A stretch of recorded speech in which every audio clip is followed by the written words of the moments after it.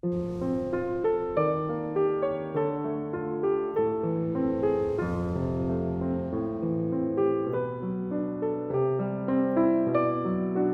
figura consular de Borges en la literatura argentina es indiscutida.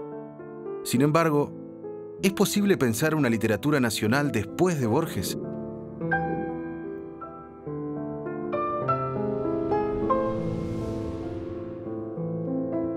Manuel Puig es tal vez quien más intensamente encarna la construcción de una literatura post-borgiana, cuyo gesto consiste centralmente en no aceptar la tradición de la literatura argentina como un marco de referencia o condicionamiento.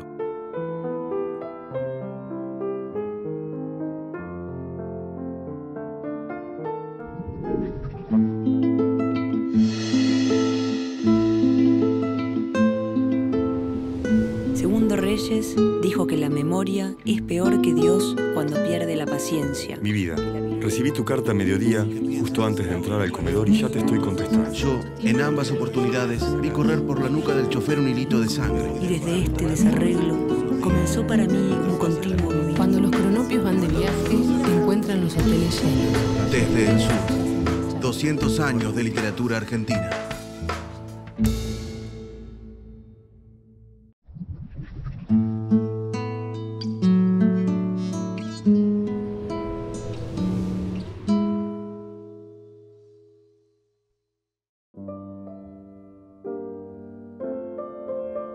Jorge Luis Borges es la literatura argentina.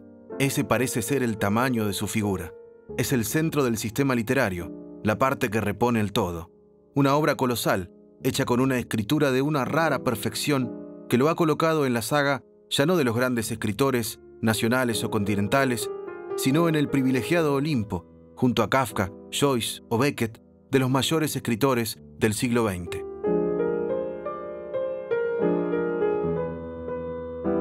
Hoy todavía sigue viva su influencia, que abarcó las tradiciones de la literatura clásica y la vanguardia, la gauchesca y la historia de la literatura universal, y sobre todo, un uso del idioma en el que cabía tanto la erudición como la voz de los cuchilleros. Borges escribió todo, pensó las condiciones de posibilidad para escribirlo todo, pensó toda la literatura, pasó por todos los registros de la práctica literaria que uno pueda imaginar del siglo XX, fue desde el populismo más inocente, digamos, al conceptualismo literario más sofisticado, fue erudito, fue popular, fue reaccionario, fue progresista.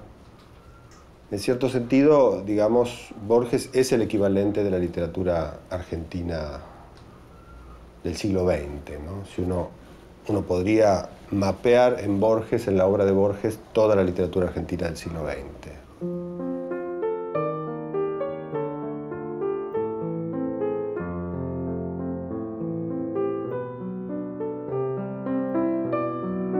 Nacido en 1899 en el seno de una familia patricia de Buenos Aires, la biografía de Borges parece no tener mayores peripecias fuera del encuentro con la literatura. La vida de Borges es en y con los libros, El Quijote, Wilde y Chesterton, sus traducciones de Kafka y Virginia Woolf, la temprana fascinación con las vanguardias, su lectura de Carriego, la admiración por Macedonio Fernández, la amistad con Bioy Casares y las hermanas Ocampo, el amor por la literatura escandinava, la Divina Comedia y la Odisea, el estudio de la Cábala y su constante relectura de la gauchesca. Esas son las notas salientes de una biografía que parece no suceder más que dentro de una vasta biblioteca.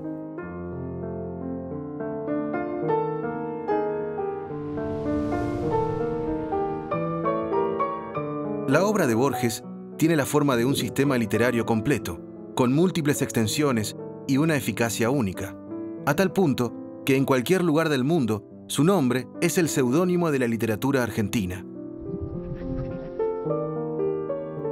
Sus comienzos fueron como poeta, en los años 20, como activo miembro de la vanguardia porteña. Sin embargo, la fama se la darán sus colecciones de cuentos, especialmente dos, Ficciones de 1944 y El Aleph de 1949, seguramente dos de los momentos más intensos de la narrativa argentina del siglo XX.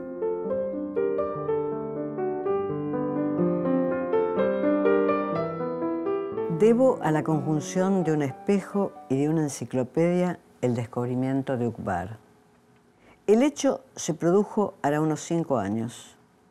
Bioy Casares había cenado conmigo esa noche y nos demoró una vasta polémica sobre la ejecución de una novela en primera persona cuyo narrador omitiera o desfigurara los hechos e incurriera en diversas contradicciones que permitieran a unos pocos lectores, a muy pocos lectores, la adivinación de una realidad atroz o banal.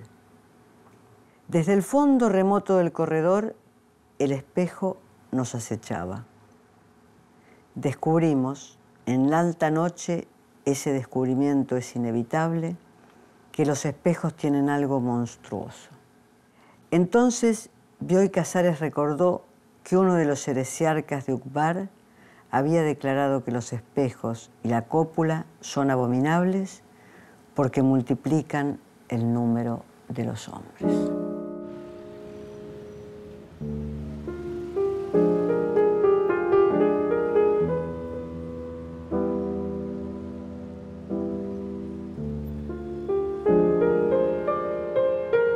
No es en la escritura, digamos, donde uno puede percibir la verdadera herencia de Borges, ¿no? El verdadero legado de Borges, sino más bien en el modo en que Borges nos enseñó a todos los escritores argentinos que escribimos después de él, cómo nos enseñó a leer, ¿no? Yo creo que Borges es un extraordinario maestro de lectura. Y cuando digo lectura, digo no solo cómo nos enseñó a leer literatura, sino cómo nos enseñó a todos qué cosas se pueden hacer con la cultura, digamos, qué usos se le puede dar a la cultura, qué tipo de apropiación uno puede operar sobre cosas que no son propias, ¿no? Cómo cualquiera puede apoderarse de cualquier cosa para producir algo nuevo.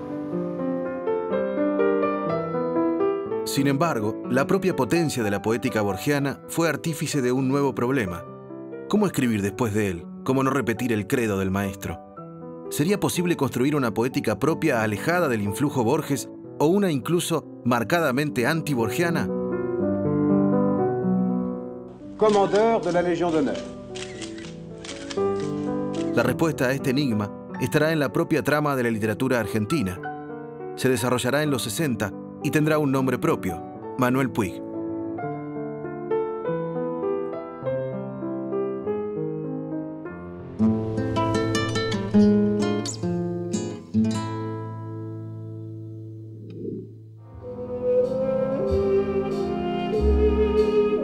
Nacido en General Villegas, un pequeño pueblo del interior de la provincia de Buenos Aires, en 1932, Manuel Puig es el caso más espectacular de literatura argentina anti-borgiana.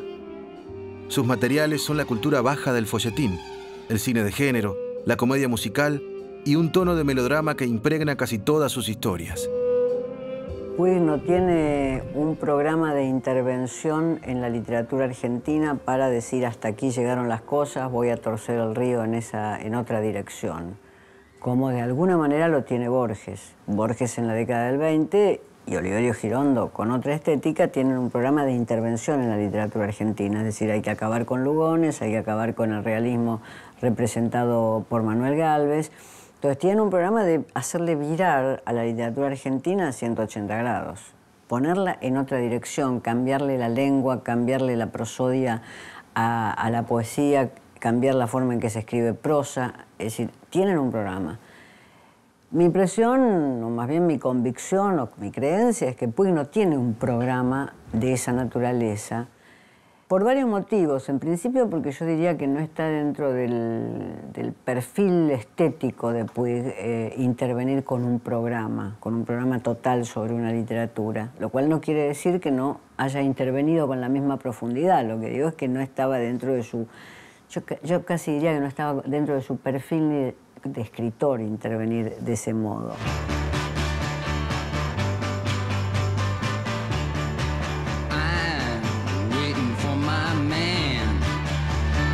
Las grandes revoluciones estéticas que se dan en los 60, la aparición del pop art y Andy Warhol, las nuevas concepciones artísticas que proponían un diálogo con la cultura de masas, la incorporación de elementos propios del consumo masivo como objetos estéticos, la crisis de la idea de originalidad, la celebración del plagio y de la copia, del collage y el montaje, son parte de un universo de época central para pensar a Puig, que a fines de esa década va a publicar su primer novela. $26 in my hand.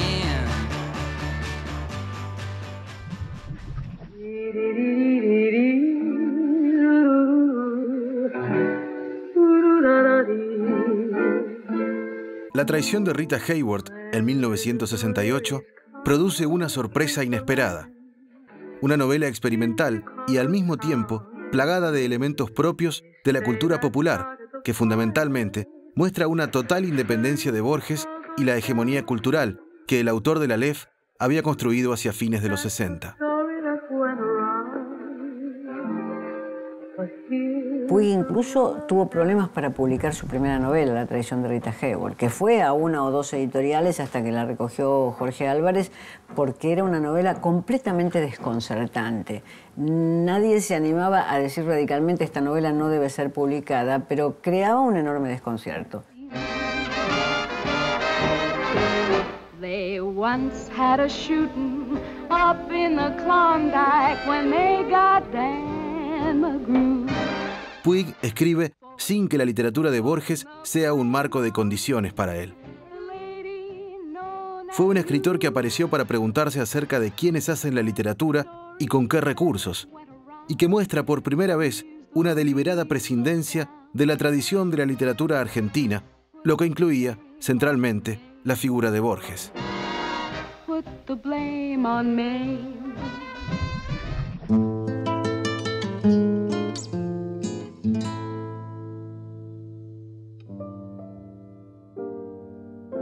Durante su primer viaje a España, a principios de los años 20, Borges conoció a Rafael Cansinos Assens, referente del ultraísmo, que era el nombre con el que se denominaban los vanguardistas españoles.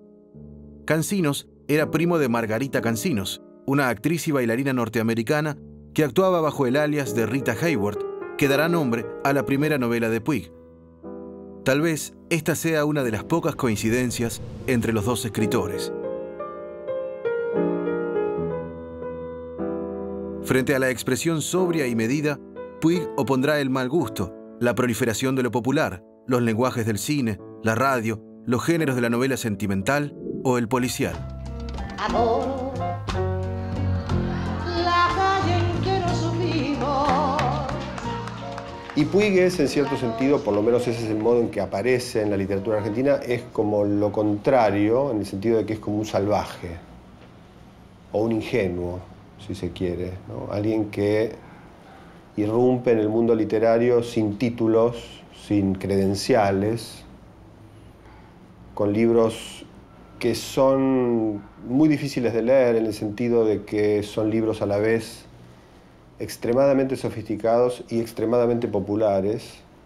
Y es básicamente, a diferencia de Borges, por lo menos en esa primera aproximación, no es tanto un escritor de capital como un escritor que hace con lo que los demás han dejado, ¿no?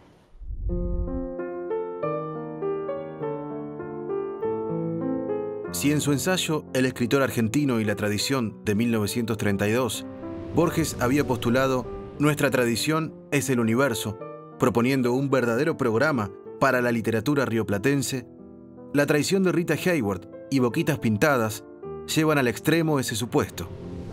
Ambas son novelas que parecen venir de afuera de la literatura.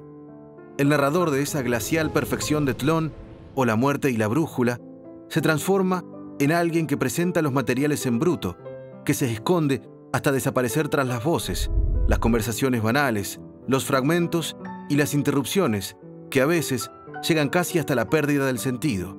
Puig hace una lectura extrema de ese enunciado borgiano sobre la tradición y hace de no tener ningún estilo su estilo. Esa es, tal vez, su mayor radicalidad.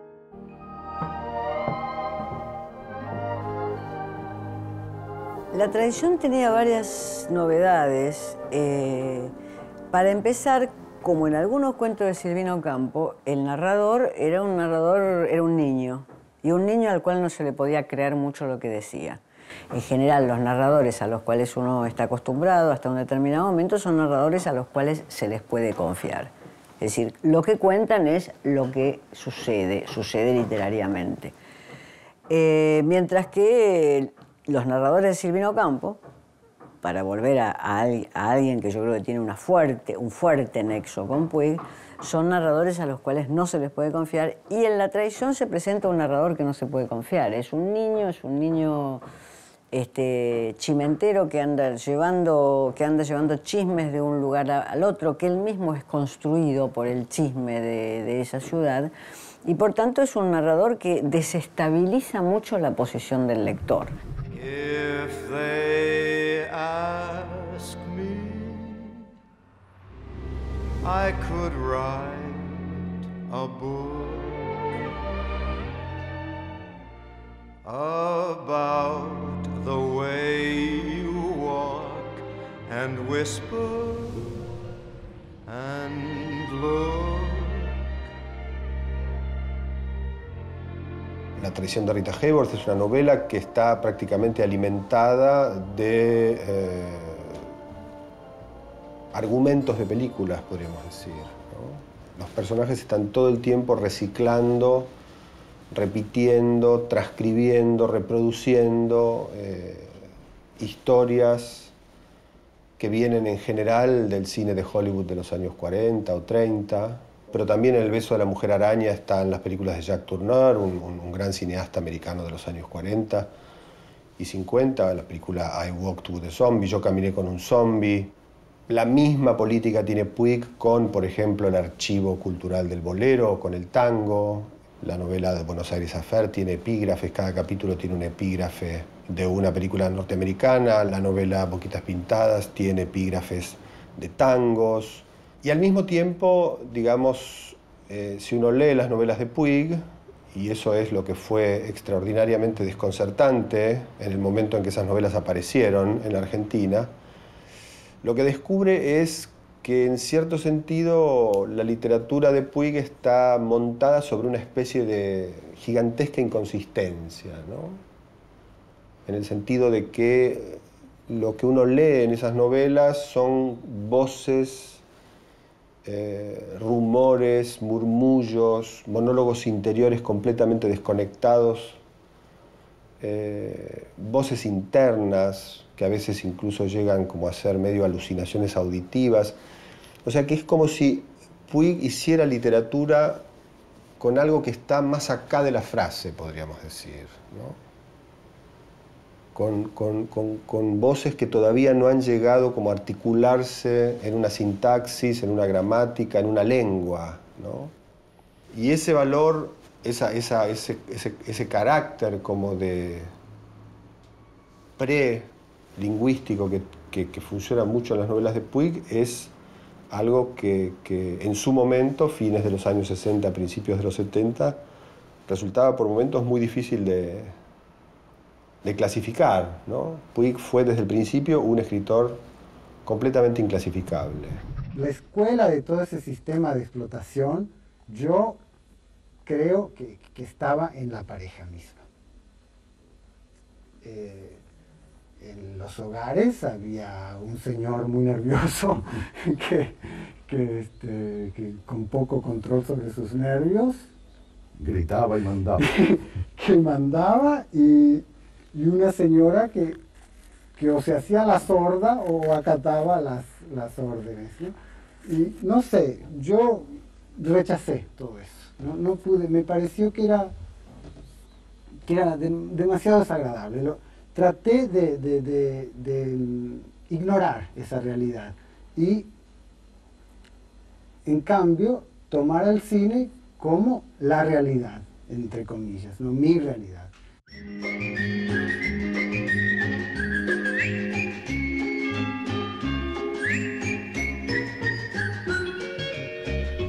Las conversaciones así en familia, en la mesa, eran muy normal, ¿no? Charlar de películas, de libros, de obras de teatro, musicales, era un tema muy recurrente.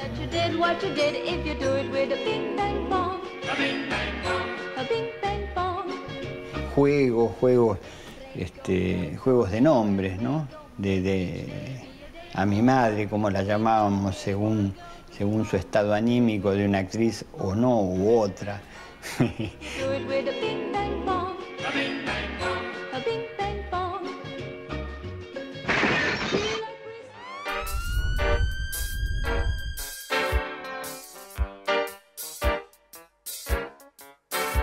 Su vida lo llevó de General Villegas a Buenos Aires y luego a Roma, Londres, Nueva York, Río de Janeiro y Cuernavaca, donde murió en 1990.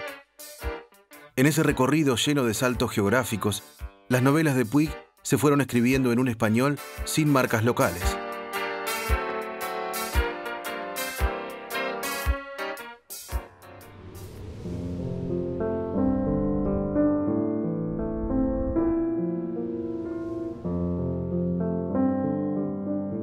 Silvina Ocampo es una figura que puede funcionar como bisagra entre Borges y Puig. El contacto con el Grupo Sur y el clan en torno a Borges y Bioy Casares, su marido, la acerca claramente a Borges. Al mismo tiempo, Silvina, una escritora de una voz sutil y muy interesante en la literatura argentina, tenía una entrañable amistad con Puig. Incluso el autor de Boquitas Pintadas intentó llevar al cine algunos de los relatos de Silvina, por quien sentía una gran admiración.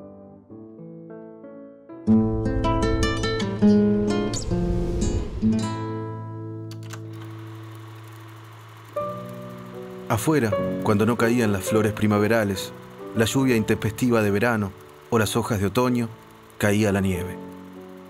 Los pájaros cantaban muy poquito. Recuerda el olor de la nieve. Era como los perros, más sagaz que los perros. Todo tenía olor para ella, hasta las nubes, hasta las estrellas, hasta la luna, que era a veces amarilla como un caramelo de limón o rosada como un ópalo trémulo del color de la leche. Pero ¿y las chicharras? No cantaban las chicharras la sed del verano como en su tierra, ni tampoco en el cielo se veían las 3 Marías ni los 7 cabritos.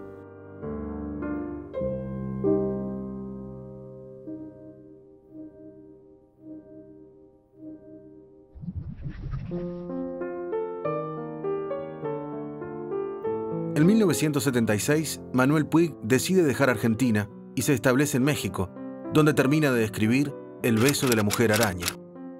La novela narra el encuentro en plena dictadura militar y en una misma celda de 2 presos, un perseguido político y un homosexual.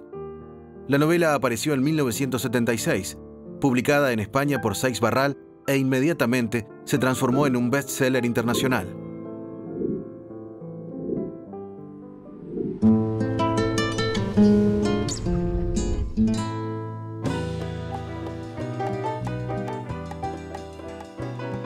Mi nombre es Romina Torales, soy psicoanalista.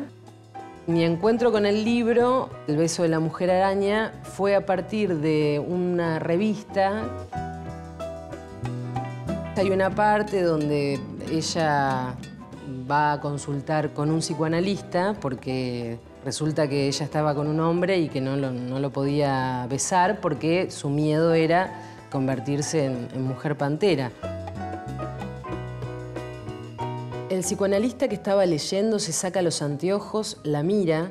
Irena siente esa mezcla de ganas y rechazo por él, porque él es atractivo. Ya te dije, un tipo sexual. Y ahí pasa algo raro. Ella se le echa en los brazos porque está desamparada. Siente que nadie la quiere, que el marido la abandonó. Y el psicoanalista interpreta que ella lo desea sexualmente. Y encima piensa que si la besas y hasta consigue mandársela completa, entonces le va a quitar de la cabeza esas ideas raras de que es una mujer pantera.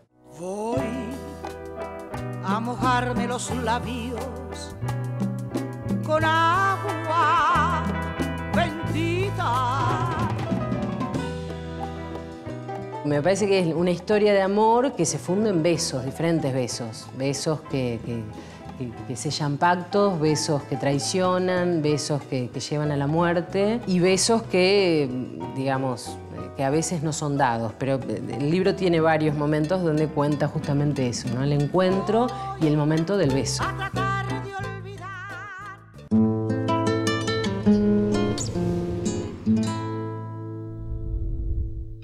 Las diferencias entre Borges y Puig radican en el repertorio de asuntos que tratan y en el modo de escribir sobre ellos. Se trata casi de dos idiomas diferentes que hablan de dos mundos que nunca se rozan. Comprendió que un destino no es mejor que otro, pero que todo hombre debe acatar el que lleva dentro. Comprendió que las jinetas y el uniforme ya le estorbaban. Comprendió su íntimo destino de lobo, no de perro gregario. Comprendió que el otro era él.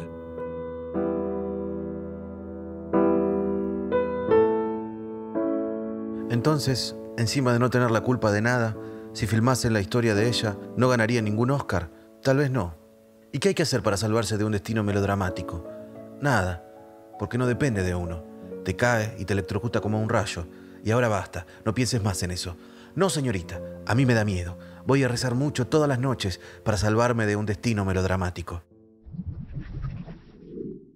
Puig me parece que es el tipo que inaugura una especie de horizonte alternativo.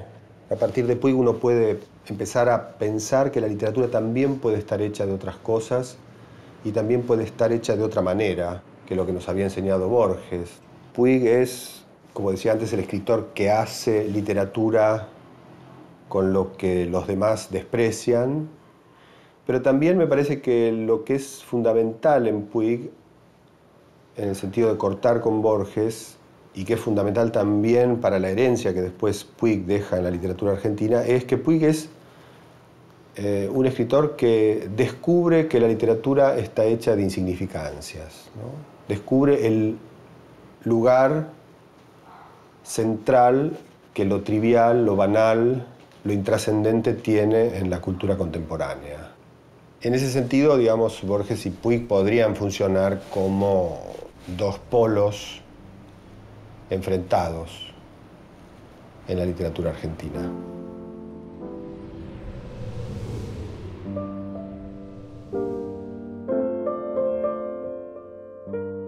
La obra extraordinaria de Borges es una maqueta estilizada de la historia de la literatura universal con sus censuras y sus omisiones. En cambio, las novelas de Manuel Puig son la prueba de que también puede haber una gran literatura sin historia ni tradición. Una literatura que brota de un ambiente en el que se oye, como una música interior, un coro de voces sentimentales.